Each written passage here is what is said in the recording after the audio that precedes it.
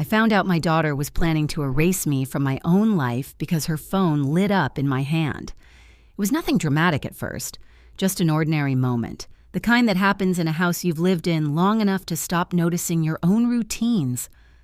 I was walking past the kitchen counter when I saw it. Tessa's phone, face down beside the fruit bowl. She'd left it there again. I picked it up without thinking, the way a mother does after decades of collecting what her child forgets. Lunch money, jackets, worries, excuses. "Tessa," I called as I turned toward the kitchen, "you left this on the counter." I wasn't snooping. I was returning what didn't belong to me. The screen woke before I could set it down. A message banner bloomed across the glass like it had been waiting. "Don't worry, love. I'll put the old woman in a nursing home." My lungs forgot what to do. It wasn't shock like in movies. No gasp, no hand to the chest. It was a clean stop like someone had turned off a machine. I read it again. Slower, as if speed had created the cruelty. It didn't soften. Another message slid up beneath it. "Once she signs the medical paperwork, everything else will be easy." Medical paperwork. Not talking, not asking, not even convincing. Just a step in a plan already in motion. From the kitchen, Tessa laughed. Bright, normal, the laugh of someone who believed the world was still arranged in her favor. "Mom," she called, "did you find my phone?" "Yes," I said, and my own voice startled me. It didn't shake. It didn't crack. It sounded like it always had. It was right here. I placed the phone exactly where it had been, face down, screen dark now, obedient and silent. I didn't look at the sender again. I didn't scroll. I didn't cry. Something in me didn't burst. It settled, heavy and cold, like a stone dropping into a deep well. I walked to my bedroom and closed the door. In that room, I met a version of myself I hadn't needed in years, quiet, alert, and unwilling to beg. The woman who would have confronted them, demanded explanations, pleaded for decency, didn't step forward. She stayed somewhere behind me, tired and irrelevant. What rose instead wasn't rage. It was clarity. And clarity, I would learn, is far more dangerous than anger. 8 months earlier, Tessa had stood in my doorway with eyes that looked swollen on purpose, as if she'd practiced them in the mirror. "Just for a little while, Mom," she'd said, "until Rory gets back on his feet." Rory stood beside her, shoulders sloped in a performance of humility. "We'll be out before you know it." I believed them because I'd always believed my daughter. Belief was the language I raised her in. The first changes were small enough to excuse. "We'll take the back bedroom," Rory said, like he was being practical. "It makes sense for Brayden." Then, "We'll move your desk. He needs space to study." By the third week, my sewing room had become storage. My evenings bent around someone else's television. My kitchen no longer sounded like my kitchen. And still, I told myself it was temporary. Because mothers do that. We make shelters out of denial. The moment I stopped being the owner of my own home wasn't when they moved in. It was when I started asking permission to exist inside it. It crept in quietly, dressed as responsibility. The electric bill arrived one afternoon, thicker than usual. I sat at the table and did the math the way I always had, careful, methodical, trained by 40 years of making a counselor's paycheck behave. The total was higher, not impossible, but higher. "Tessa," I said that evening, holding the paper between 2 fingers. "This looks more than normal." She didn't even glance up from her phone. "It's winter, Mom. Heating costs more." Then she smiled, sweet and final. "I'll cover it with the household account." The household account. My account. The one I'd opened years ago for groceries and emergencies. The one I'd added her to when she was younger because it felt safer than watching her struggle. Tessa had the card. Rory had the card. I told myself it was fine because I still received the statements. Rory liked jokes. He used them the way some people use tools, without caring what they dent. One afternoon, I asked casually, "Have you seen my mail? I didn't get my insurance letter." Rory laughed. "Careful, dearest. You're getting forgetful." He said it with a grin, as if he were teasing a beloved aunt. Tessa laughed too, softer, a backup laugh, the kind you give to keep peace. I didn't laugh at all. Brayden changed in quieter ways. At dinner, he started repeating things that didn't sound like him. "Mom says you shouldn't worry about bills anymore," he muttered once, eyes fixed on his plate. "It's stressful for people your age." I looked at Tessa. "Did you tell him that?" She shrugged like it was harmless. "He worries about you. It's sweet." Sweet. Privacy vanished next. Knocks became suggestions, not questions. Doors opened before I answered. My calendar, my own calendar, was rearranged by announcements. "We're having friends over Friday," Tessa said one day, already texting. "It'll be good for you. Company." Company. As if I were a houseplant that needed occasional attention. By then, I was the one stepping lightly. "Is it okay if I make tea?" I found myself asking, half joking, half testing. Rory answered without looking up. "We're almost done here. Here, my kitchen, my table, my house." I began noticing how they spoke about me when I was right there. "Your mom," Tessa would say to Rory. Not Dira's, not my mom, just your mom, like I was a minor inconvenience they shared. And the strangest part was this. On paper, nothing had changed. My name was on the deed. My mortgage was long paid. My signature sat behind every repair, every tax payment, every quiet sacrifice that made those walls sturdy. But in the living room, in the kitchen, in the rhythm of daily life, my voice carried less weight than anyone else's. I hadn't handed over the keys. I had handed over trust. Then one evening, Tessa brought me a mug and said it in a tone so careful it sounded rehearsed. "Mom," she began, "have you ever thought about places with nurses on site, just for safety?" I stared at her over the rim. "Safety from what?" She waved her hand. "Falls, confusion, things that happen when people live alone." And quickly, before I could speak, "I'm not saying now, just thinking ahead." Rory chimed in from the table like he'd been waiting for his cue.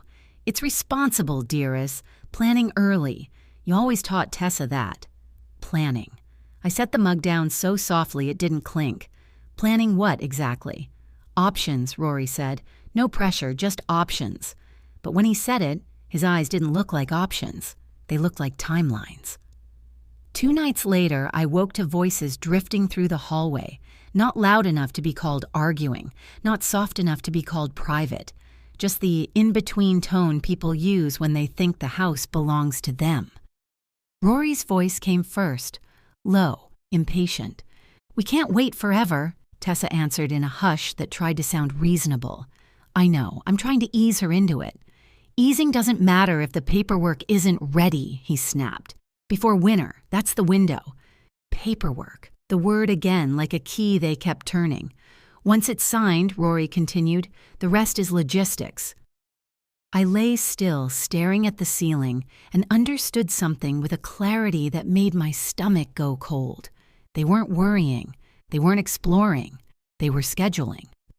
The next morning, I took out the trash.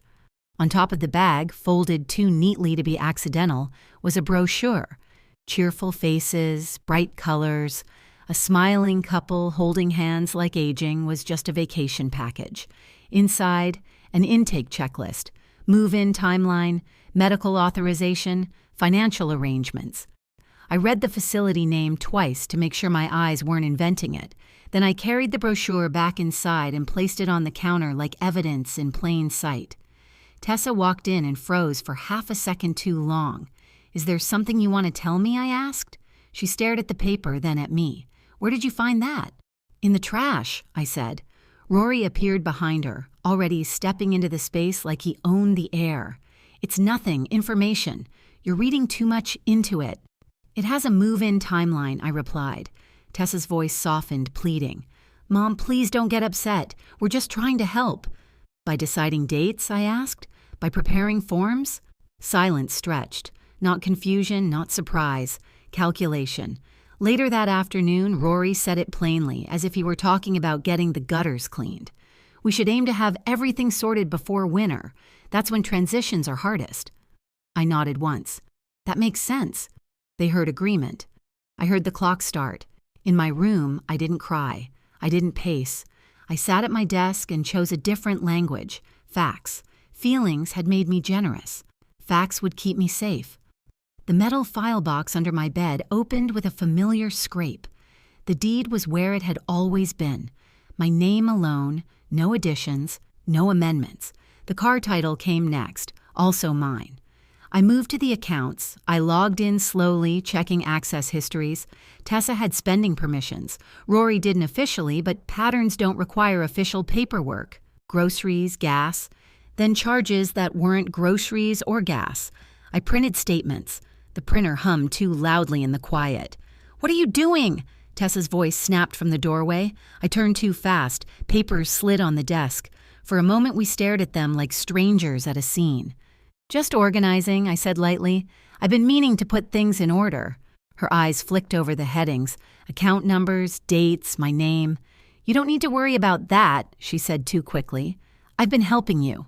"I know," I replied. "You always have." Relief softened her face. Immediately. Careless, satisfied. "See, I told Rory you were overthinking things." She left. I waited until her footsteps faded before I looked again. That's when I noticed what was missing.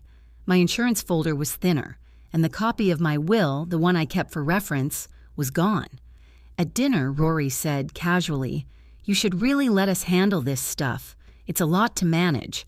Braden added, without looking up, "Mom says it's better when adults take care of complicated things." "I am an adult," I said gently. They laughed like I'd made a joke.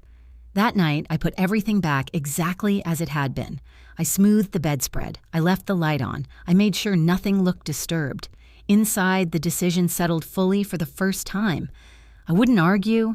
I wouldn't announce. I wouldn't ask permission to protect what was already mine. And from that moment on, I stopped letting them see what I was thinking. I didn't call my daughter. I didn't call my grandson.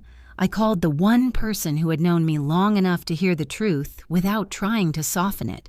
"Marlo," I said when she answered, "I need you to listen, not fix anything." Her pause was brief but heavy. "That bad?" "Yes." I told her about the message, the brochure, the word paperwork said like a lock clicking shut. When I finished, she didn't gasp or argue. She said quietly, "You're not imagining this." "I know." "Then you're going to need a witness," she replied, "and you're going to need it soon." The second call was harder. My hands didn't shake, but my pride did. I had spent years teaching children how to speak when they were afraid.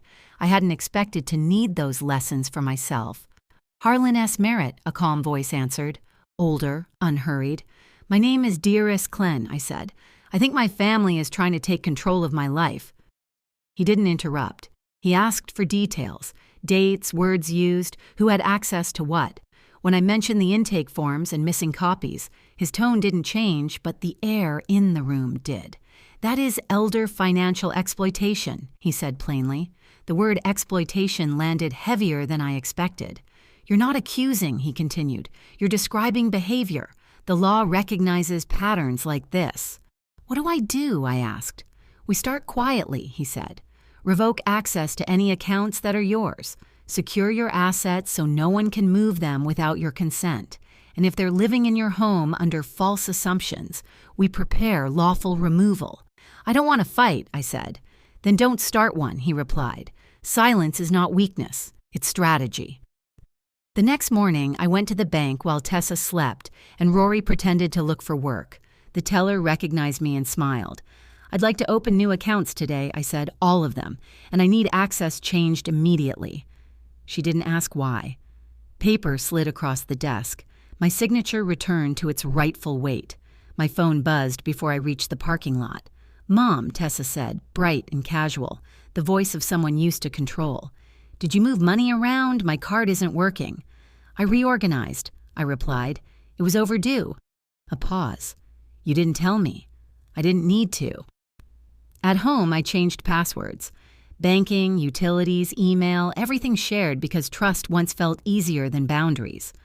Rory knocked on my door. "Internet's acting strange." "I updated security," I said. "It should stabilize soon." He frowned. "We usually handle that."